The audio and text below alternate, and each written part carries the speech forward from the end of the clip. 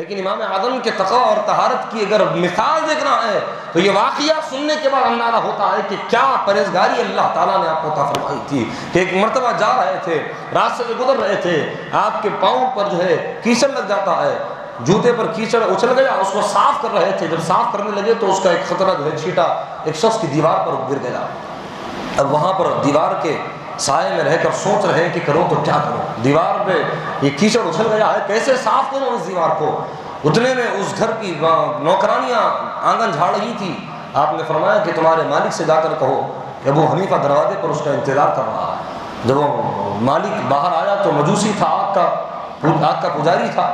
تو جب اس نے امام اعظم کو دیکھا تو شرمندہ ہو گیا، کہنے لگا حضرت معاف کیجیے گا، اس نے قرضہ امام اعظم سے لیا ہوا تھا اور وہ یہ سمجھ رہا تھا کہ قرضہ لینے کے لیے آئے ہیں میرے پاس، کہا کہ معاف کیجیے میرے پاس پیسے نہیں ہے دینے کے لیے، کسی اور موقع پہ دوں گا۔ آپ نے فرمایا وہ قرضے کی بات تو رکھ، اس سے بڑی بات میرے سامنے آ گئی ہے جس کو حل کرنے کے لیے میں پریشان ہوں،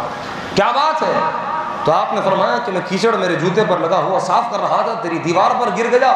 اس کو صاف کرنے کے لیے سوچ رہا ہوں۔ تو وہ پریشان ہو کر کہنے لگا کیچڑ کو ہاتھ سے صاف کر دیں گے تو صاف ہو جائے گا،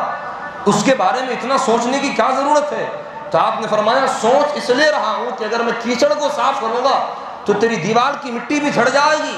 اور کل اللہ اگر قیامت پہ پوچھے گا ابو حنیفہ کسی غیر کی دیوار کی مٹی کو تم نے کیوں جھڑایا تو کیا جواب دوں گا؟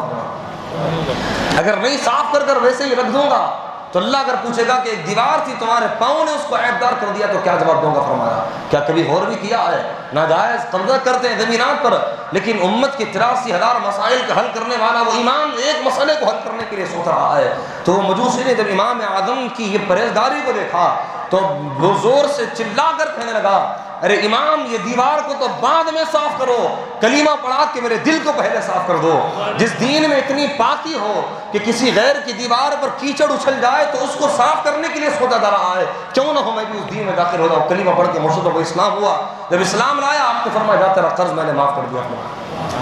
تو یہ اخلاق اور کردار کی بلندی تھی کہ جس کو دیکھ کر اغیار اسلام میں داخل ہو جا رہے تھے۔ تو وہ شان اور عظمت اللہ تعالیٰ نے ہمارے امام اعظم ابو حنیفہ رضی اللہ تعالیٰ عنہ کو عطا فرمائی تھی۔